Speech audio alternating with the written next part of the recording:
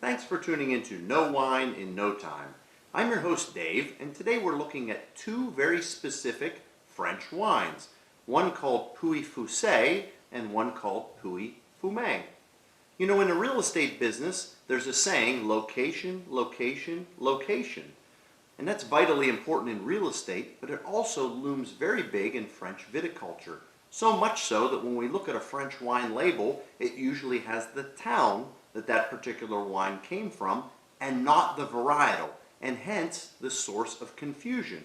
So let's look at these two individually, and we'll start out first with a Pouilly Fuisse. Pouilly Fuisse comes to us from the southern part of Burgundy in France, in a place called the Maconnais.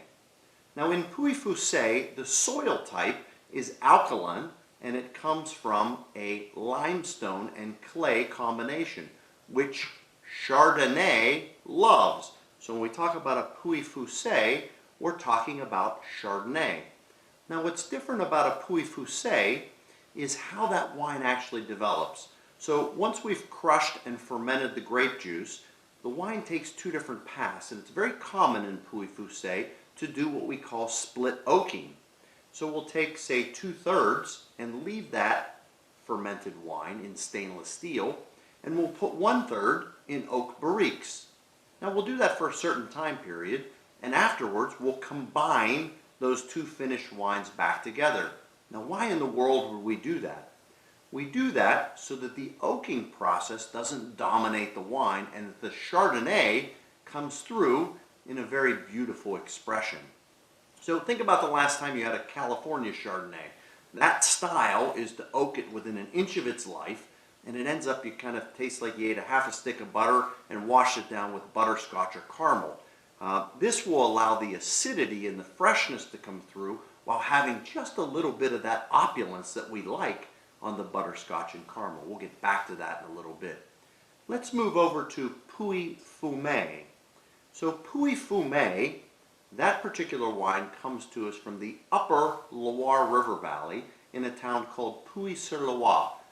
And a Pouilly Fume wine comes from soil that is also limestone, but it has quite a bit of flint in that particular area.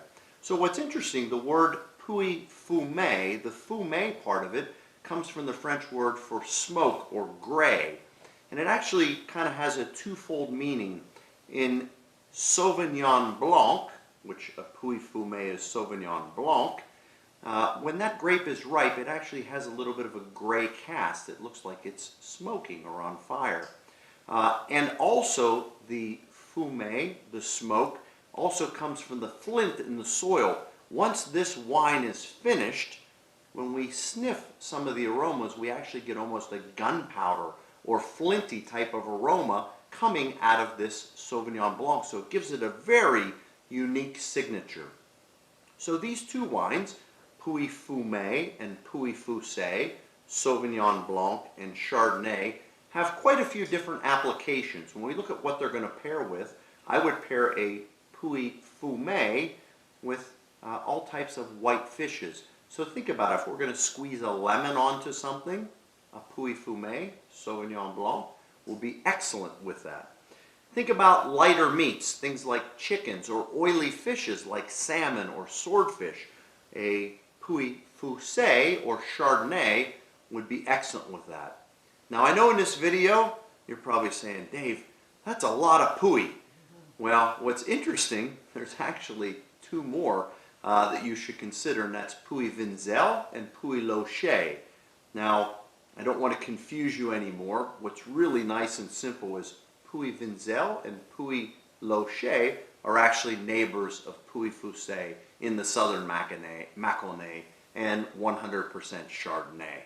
So, Pouilly Vinzelles, Pouilly Loche, Pouilly Fuisse, Chardonnay, Pouilly Fume, that's Sauvignon Blanc. So once again, that's a lot of Pouilly. Let's go ahead and taste a Pouilly Fuisse, just because I think it's a very unique brand of Chardonnay. So if we look at it, we notice it has a beautiful golden color, way beyond straw yellow, really bordering on gold. And if we kind of swirl it to liberate some of the aromas, It catches me where a yellow delicious apple would be turned into an apple dumpling. So I smell a little bit of the breadiness, some of the yeastiness, but really the crisp apple and almost a bit of lemon coming through on the nose. Let's go ahead and taste real quick. What a Pouilly Fuisse is famous for, that really kind of Granny Smith apple bordering on yellow apple with a little stripe of lemon in the middle. And then on the back side of the palate, we get just a hint of butterscotch, a little bit of caramel, but it doesn't dominate it. It's an acidic form of Chardonnay that actually cleanses the palate, doesn't hang around, but it does have a very long finish, which tends to go and go.